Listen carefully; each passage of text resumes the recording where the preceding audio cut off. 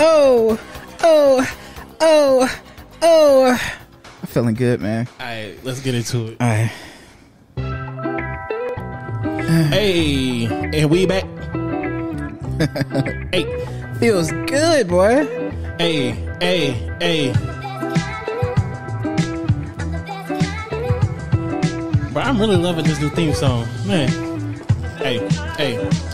You down with RCC? Yeah, you know we. You down with RCC? Yeah, you know we. You down with RCC? Yeah, you know we. You down with RCC? Yeah, you know we. Hey. Ladies and gentlemen, welcome to episode 21 of the Real Creators Collab. This is your boy Marcus, a.k.a. Aaron Yeager, a.k.a. the Devil of Paradise, a.k.a. the Angry One. I don't even know who that is. Oh, it's a shout out all my Attack on Titan fans to the anime. One of the best. You watch anime. Attack on Titan? Bro, I love Attack on Titan. Man, I fell out. I'm like on season 3, I think. Bro, catch up, bro. This shit is so good. It's your boy Levert, a.k.a. Leverticus, a.k.a. Sweet Dick Willie. And we back. Back in the lab. Back in the lab. What's going on, man? What's going on? Hey, man, I'm doing good, man. Hey, how was your week, man? My week was good. All I can say, people, give people grace. Allow them to fuck up. Allow them to just, how to say, we ain't perfect. We all learning. We all going through life. We all going through our own ebbs and flows. Just give people grace and allow them to do that. How was your week? Talk to me. My week was good. I feel like this week went by pretty fast. I mean, it was technically a 4-day week with Labor Day on Monday, the unofficial start of summer. Man, like, is it Labor Day or Memorial Day? Memorial Day. Yeah, Memorial Day. I spent my Memorial Day spent with family. Shout out to my family. I love and care about them dearly. Shout out the Hope clan. Yes. Shout out to my tribe. Shout out to my parents, man. Like, they've been together for 36 years. Jesus Christ. 36 years. Shit, that's longer than either of us been alive. Yeah. Man. 36 years. They got 5 kids and they have grandkids. And like, it was good to see them. And one thing I could take from being around my parents is I love the fact they've been together for so long and they still have that chemistry and love for each other. Like, there was a time when my dad and my mom was pretty much, we was in the yard because we like to barbecue and stuff and smoke meat and just pretty much have a good time with each other. Yeah. And they got on like the ground was like a dance floor that they created themselves and they started dancing with each other. And I was like, I want that.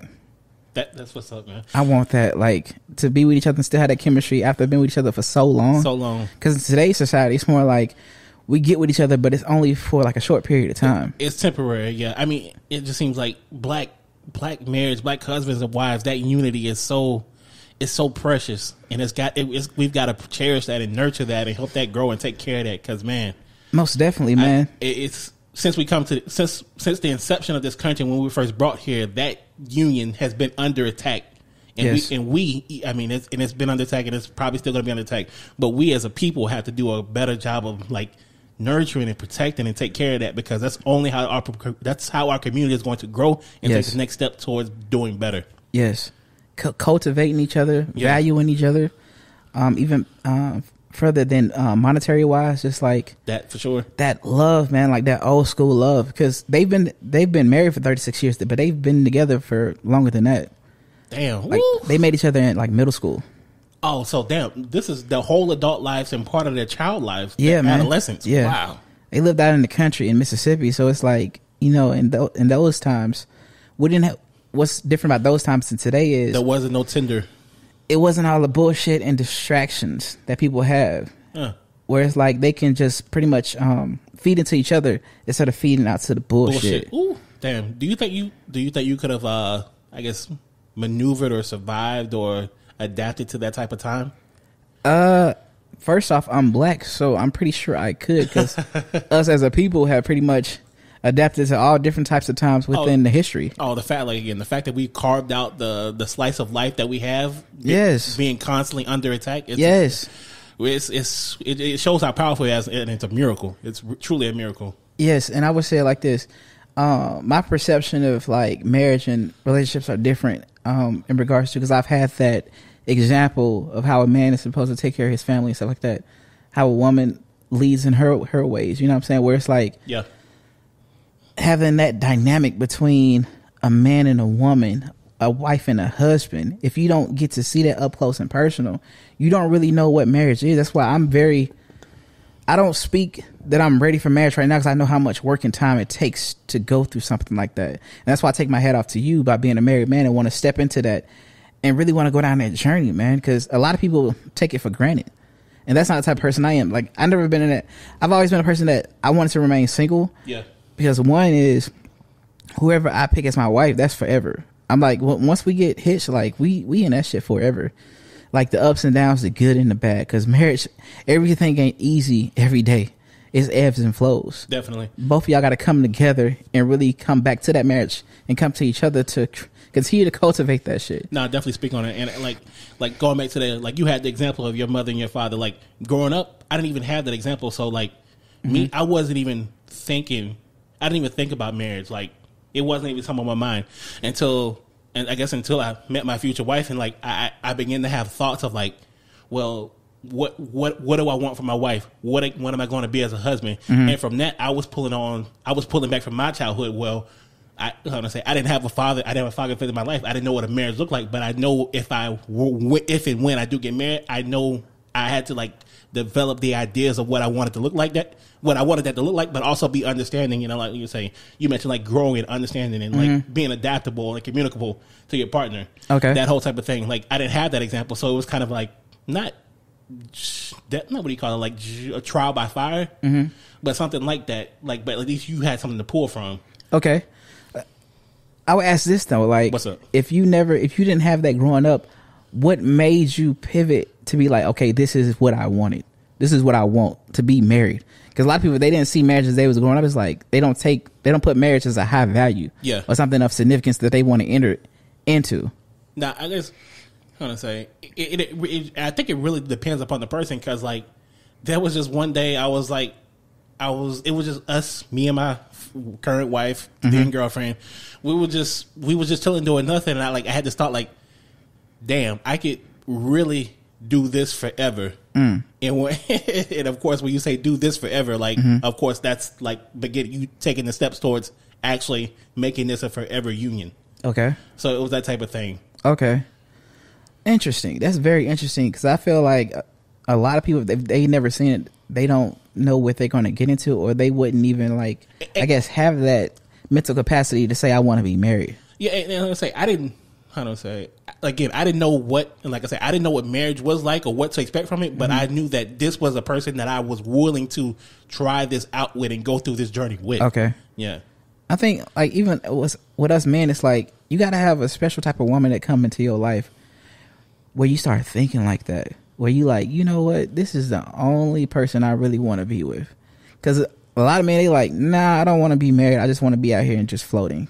I just want to be a single. I just want to be a mercenary. And I'm like, what's the benefit of me getting married? Because, I mean, oftentimes, even like in, you know what I'm saying, this internet online space or whatever, and just space in general, a lot of guys don't find marriage as valuable. They like, well, shit, when I get married or whatever, like, I'm losing everything. It's not beneficial for me. So I would say with you, what are some things that you find beneficial to being married? How to say, one, how to say, life is so fucking hard, and like the outside is storm, like it's a fucking raging storm, hurricane, tornado, volcanic eruption, and it's nice to have somebody in your life that you can confide in and be intimate with, and that's kind of be your peace in all this chaos that the world is going to throw at you.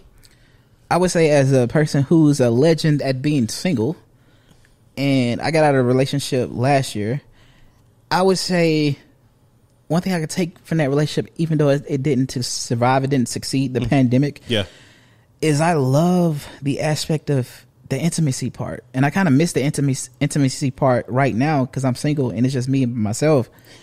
And the whole pandemic by yourself, it's intoxicating to have someone that you can, like, share your hopes and dreams, your fears and everything. Like, to have that one person that you can count on, that you can trust. Fears.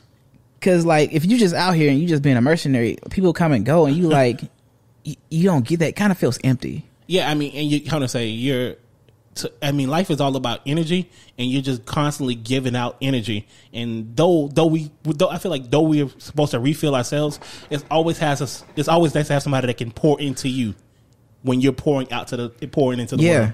Yeah, because just by you be a mercenary, all you doing is just pouring out, and you're not really receiving anything. You might be receiving something physically, but that fizzles out. But when you have somebody that you can, that somebody that refills you emotionally, spiritually, mentally, physically, all of that. Yeah. I call that the one-stop shop, where you have your partner, where they're your confidant, they're your support system, they're your lover, they're your friend, they're your porn star. The mega one-stop shop. You get to try different things, and you have your own bubble and secrets that you keep within that realm of your relationship. And people could say, like, well, you don't have to be married to do that. I feel like as a man, like, marriage to me is so significant and powerful, and I hold it in high regard, because that's me taking a stand in front of the world saying, this is the person I'm committed to. And they can say, well, you don't want, a lot of people say, like, well, you don't want to get married because the time that you sign those papers, you become like, your relationship becomes a part of the state or whatever, where the state becomes embedded within your relationship, whether you want to get divorced or whatever. Yeah, you're bringing the white man into your business. And I understand that, but I was like, I think it depends on the individuals, because you can say like, we can be committed to each other even without just being married. We can wear these certain rings without putting that in front of the world. But like with me, I'm like, when I love and care about somebody, I want everybody to know that this is my one person that I really care about, and I'm taking a stand, and I don't give a fuck about the whole relationship in front of the state or whatever. Like, I want to put myself out and say, talk to the world or whatever. Like, this is who I am. I want to be married, and I'm showing her that I'm fully committed to it. Yeah. Yeah, and I think that comes like you've had the example in your background. Yeah, and plus I've had the example in my background, so I'm like, my parents did it. Like, that's tradition. So it's like, I'm eventually getting married. Eventually. So like, I'm thinking like somebody from my background that didn't have the example. Like, and we're not trying to knock anybody. Like, as long as you all don't have to get married, as long as you all have an understanding of what your relationship is and what you all mean to each other, and the standard that you all have in each other's life, that's all that matters to you. Yeah. Do what works for you. Exactly. That's because they have different relationships. You got polyamory. Yeah, you got what you call it? I mean, marriage looks different for everybody. Yeah, every do what works for you. Do what feels comfortable to you. Exactly. Don't really worry about what the world has got going on, because it's like, I think oftentimes we kind of get influenced for what society and what the world's got going on. But society and the world is fucking miserable. Bruh. Go be fucking happy. If polyamory makes you happy, do that shit. If marriage makes you happy, do that shit. Bro, like when I was saying, like, outside, the world is fucking chaotic. The world will tear you fucking down. In your marriage, do what makes you happy. What makes you all both happy. What works for you all. Don't allow the world to dictate anything that goes on within you. Your relationships. Yeah. So I guess I was saying with you, like, you didn't have that, I guess, image or example in your early life. Like, was it your wife was like, hey, I want to be married? Did she like give you like a wink like, hey, when you gonna put the ring on it? I mean, I think all men in relationships, they go a long time, but how to say, I should have rephrased it. I didn't have examples of what a good marriage looked like. Okay. I had several examples of what bad marriages looked like that led to divorce. So I knew that when I got married, it would be the opposite of what those marriages were. So I should have been more specific with my examples with that. Yeah, because you would think if you had like more bad examples, you was like, marriage ain't for me. But fortunately, they say a wise man learns from the mistakes. A wise man learns from the mistakes of others and not his own mistakes, or something like that. Yeah, yeah. So that's what it was. Learning from my uncle, learning from the other OGs that I got in my life, and just saw how they fucked up in their marriages, and understanding that I didn't want, like, just learning from their mistakes, so I don't make those same mistakes in my own marriage, and don't fuck up my own life and my own situation. Yeah, it's like I said, everybody do what works for them. It's something that I'm not too hastily to do, because I know, like, it's important, it's significant, and it really changes your entire life. So it's like, until I'm with that one person where it's like we're both on the same wavelength, we're like, let's get married, let's solidify this. Yeah. And if she come to me and be like, well, I feel like I don't really want to be married, but can we just be committed to each other? I think it just depends on that person and how you feel about that person in order for how you want to move, because everybody grows up differently and everybody has different traditions. You know what I'm saying? You have people that come together and they pretty much branch off from different religions. Oh, we got to do it this way. We got to have this type of wedding. So it's like, you got to approach the situation how much you care about that person. Are you going to open yourself up to move a certain way? Or you have your traditions where you like, yeah, I'm not going against my traditions. Where it's like, we have to be, this is set in stone. We have to move this way. I think I'm more flexible. And you speak about religion and marriages. I feel like religions sometimes do more harm to marriages than they actually do good. I mean, because like they teach like patriarchal or matriarchal structures or that type of shit. But like in all actuality, it's really what's like we said before, what works best for you and your partner. Yeah. Like it says, like the man should lead in all situations, but I'm like, but your wife is stronger in this area. Why not let her lead? Exactly. I think that's like one of the biggest keys I took from my parents' marriage is that I think a lot of people speak on marriage and with men, it's like there's like this perception that a man got to be a certain way and that he got to be macho, and that with guys like, oh, we got to lead in every aspect. Sometimes leading in your marriage is taking a step back so your wife can take a step forward. I think because she's more apt and gifted in certain areas that you're not. I think one of the key traits of being a good leader is learning first how to follow. Hey. Sometimes you have to follow your wife. Like sometimes this is her strong area. Allow her to go. Allow her to lead. Follow her. So, that's kind of dope, because I think if we could pivot to, even when it comes to like sports and everything, the best coaches are probably the ones that wasn't the star players, because they followed in the beginning. Oh, definitely. I mean, like Michael Jordan's one of the best players, but I mean, for a long time, haven't been a good general manager. Yeah, for a long time, he was one of the worst general managers. Wink, wink, Kwame Brown. Hey, bro, shout out Kwame. No. Hey, my nigga, you are successful. Fuck what Stephen A. say. Fuck what all the other niggas say. Salute to fucking Kwame Brown. Like, we looking at the mama's cooking. Do your thing, black man. Hey, man, shout out Kwame Brown. But nah, just like I say, just the black marriage, the black family, it's been under attack since we got here came to this country. So we got to do a better job of protecting that. Oh yeah, of course. Yeah. And don't believe all the bullshit that the fucking media is feeding you. It's a lot of marriages that pretty much survive. It's a lot of marriages where you have loving people that raise loving kids, and it's a lot of black men that take care of their responsibilities. And I'll say that don't look towards celebrity relationships as your standard or barometer of what marriage is supposed to be. Facts. Russell and Sierra, no, that works for them. That's not going to work for you. Exactly. Jay-Z, Beyonce, that works for them. That doesn't work for you. You can't hold these people's marriage on a pedestal. Yeah. You gotta set a foundation for what your marriage is going to be and what works best for you all. Exactly. Hey. Exactly. And speaking of, since we talked about Michael Jordan, I want to say salute to you first. Shut up. You give me credit, give me my roses. I mean, I'm giving you credit because the last podcast aged pretty damn well when you said Ice Trey was gonna Ice Trey the game. You said they're gonna do a gentleman sweep, and that's exactly what they did. Gentleman sweep. Shout out Trae Young, the villain of Madison Square Garden, the owner of Madison Square owner of the Knicks. Fuck James Dolan. It's Trae Young. I never really watched him, but it was very entertaining to see him do what he did. But it's how to say, Trae.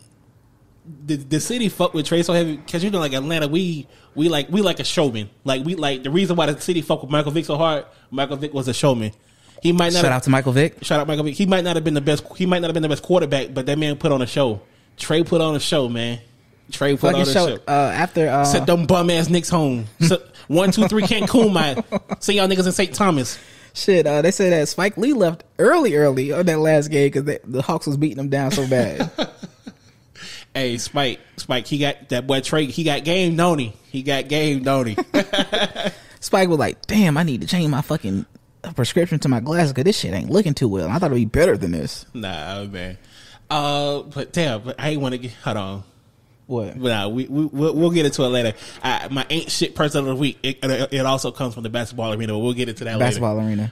I would say, yeah, man. A lot of things transpired during the pandemic, and I think, yeah, a lot of stressful. Now that we're coming out of the pandemic, we're trying to relieve a lot of stress, and these fans are acting a pure damn fool. You know what I'm saying?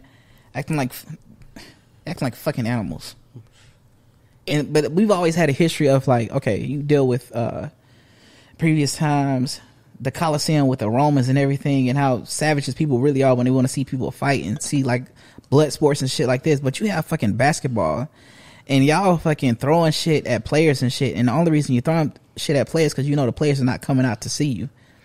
Now, because in the past we had the Malice at the Palace, and sometimes I wish that shit was coming back because I saw that shit live when it happened, and I was in awe. But that was like one of the greatest nights in sports history, in words, I guess. I was watching that game and I hate that like it was a blowout, and I hate that I turned it before that shit popped off. But you turned it? I turned it like early in the fourth quarter. Nigga, once the game was over. I remember that shit like it was yesterday, and all it started with a cup of beer, bruh. If social media was around when that shit happened, boy. So talk about a night on Twitter or social media or Instagram, bro. That shit would have been. But I think like they be like these fans are doing this shit, but you wouldn't do that shit if the player was out in the street because they'll whoop your fucking ass. But the thing about it, I think I've only seen a couple people say this.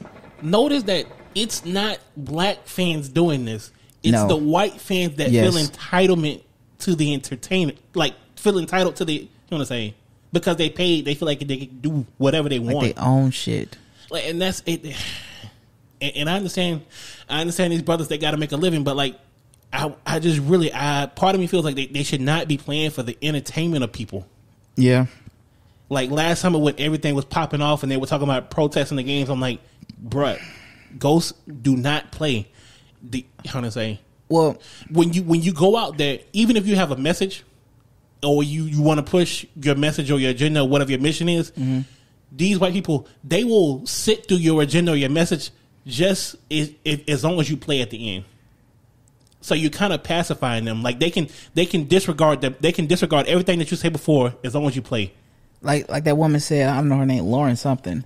She wants you to fucking shut up and dribble. That's how it feels. They want you to fucking shut up and perform. Yeah. Laura Ingraham. Yeah, bruh. Fuck that bitch. Ditto.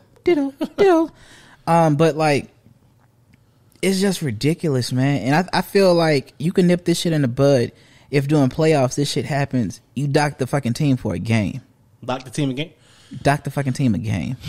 You find them and you dock the team for a game, and then you fucking ban the asses for life because you acting like a damn fool. Bro, I really don't think that's. I really don't think. You think that really would stop it? Bro, if you love your team and you throwing shit on the court and then they say, oh, this game goes to the other team, look how detrimental that is.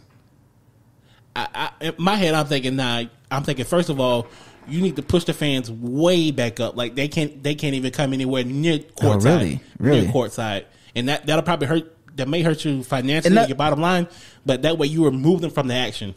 You can do that. Another thing they need to do, which they need to stop bullshitting, show the motherfucker's face. Do the shit. Show their face, publish their name. These motherfuckers need to be publicly crucified for that Shamed. shit. Shame. Game of Thrones style. Shame. They need to do all that shit because what the thing is, like, why are you protecting the fans?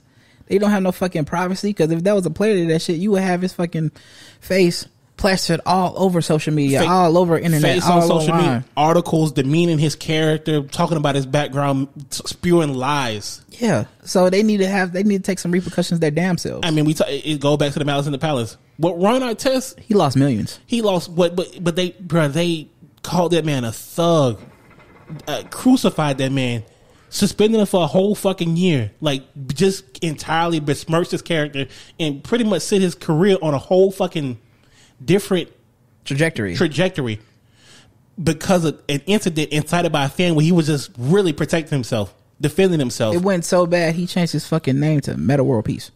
Man, shout out to Ron Artest, Meta World Peace, bro. We salute you. Hey, bro, it wasn't your fault. Revolutionary, you're a real nigga. Yeah, you did what the other 300 niggas in the league want to do. Even Steven Jackson was in that. Bro, Steven Jackson, a real one though. Steven going up there and like fuck that nigga. Steven a real one. Have you heard Steven Jackson's story about when they was back in the locker room, how that shit went down? Nah, what happened? Steven said, so after all that shit, they back in the locker room, him, Ron, Jermaine O'Neal, they sitting around in the locker room trying to decompress, and then Ron, they take off, he pull his jersey out, he was like, damn, you think we gonna get suspended? And this nigga Steven Jackson looked at him like, nigga, we might not have a job tomorrow. Oh shit! That shit was so funny, man. I didn't hear that story. Man. But nah, like I say, that a legendary night. Legendary. But like, man, I want to say fuck David Stern because he used that again. He used that as an opportunity. That's when they started in what was it called, like the dress code and shit. Because the league wanted to change up his image as far as like they didn't want black men wearing baggy clothes and tattoos and all that shit. So he instituted a dress code. But I felt like that was more positive than negative, don't you think? The dress code? Yeah. Nah. Why not? Because I really felt like it was it goes back to like AI. AI was an entertainer. AI influenced so many people in that generation. Brace the cornrows. Exactly. And I feel like it was specifically an attack on Allen Iverson and everything that he meant to the game of basketball. Because at that moment of basketball, you could not tell me he was not one of the 3 most famous players in the league. Oh, of course. I would say they wanted to pretty much assimilate the culture within European society. Yeah. Because even on its own, NBA has always been the black culture. You know what I'm saying? Extension of it. It even bleeds over into the NFL, where the NFL players would dress in a certain type of way. They were dressed in the same way. Exactly. Yeah. Yeah. I mean, NBA stars are probably some of the biggest stars in America. Yeah. Outside of maybe European soccer players. But nah. But, you want to get to the ain't shit motherfucker of the week? Go ahead. You go with your ain't shit motherfucker of the week. All right. My ain't shit motherfucker of the week goes to every single other Los Angeles Laker besides LeBron James. Why you say that? That this means Kyle Kuzma. Kyle Kuzma, what makes $40 or $80 million? This motherfucker put up 2 fucking points in an elimination game and made $80 million. Dennis Schroeder. My nigga, Dennis Schroeder turned down a $90 or $100 million contract early in the season because he thought he deserved more money. Stupid. If the Lakers offered this nigga if the Lakers offered this nigga a dime in the offseason, it would be malfeasance. Let that nigga walk. You can sign D Rose and he'll do better than that. No, I think they should go after Damian Lillard. It's a possibility. I mean, man, I hate that for Dame.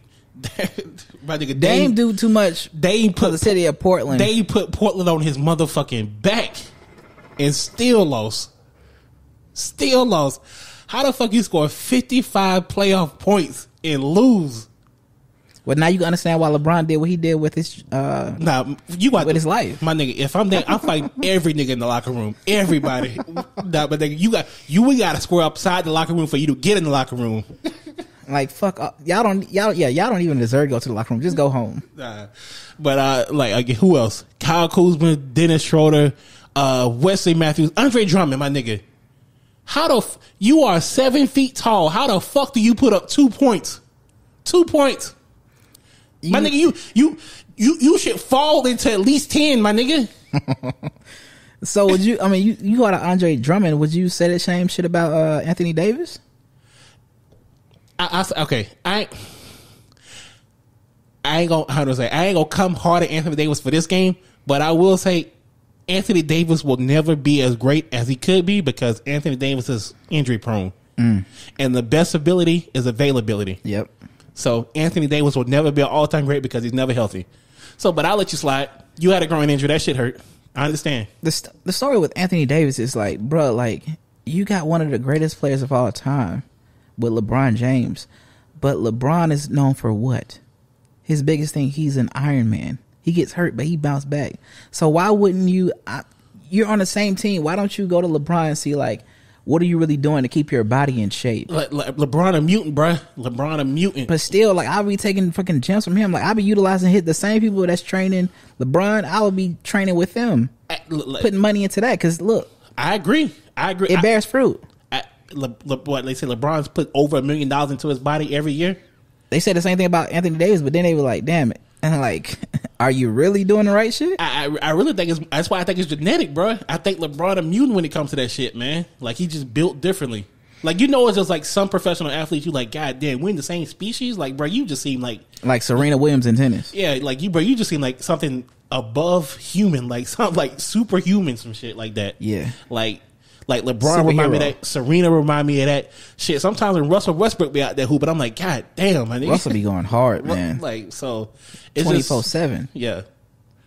No, yeah, Russell Westbrook is probably my favorite non-Hawks player. People will slander him for not being able to shoot whatever, but like he plays the game that I think we all envision.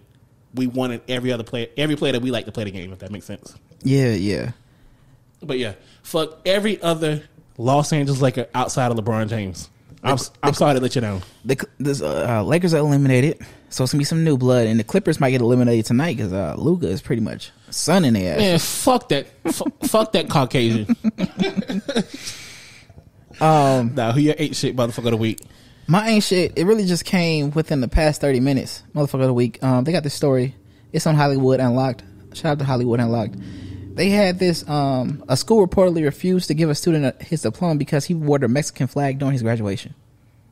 Huh? Around him, over his, oh my God, his gown or whatever. And they didn't want to give him his pretty much his diploma because he was walking out, and I'll put the video, whatever. He was walking out, and they refused to give him his diploma because he had on a Mexican flag.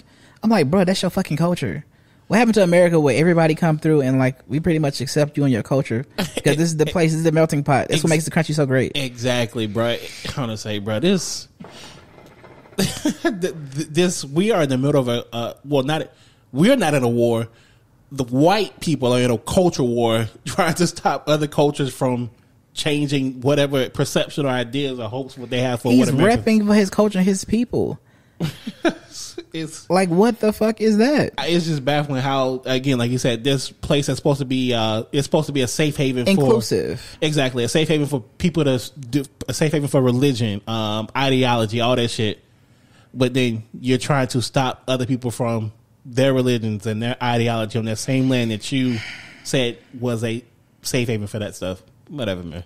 It's bullshit. It's quite the mental gymnastics they play with themselves in this situation. Yeah, ridiculous. So yeah, that's my ancient person or people of the week. That principal or whoever, they had the cops and everything walking them out and shit. I'm like, that's ridiculous. And salute to the guy who graduated. Salute to all the 2021 graduates. Yeah, salute to all of y'all.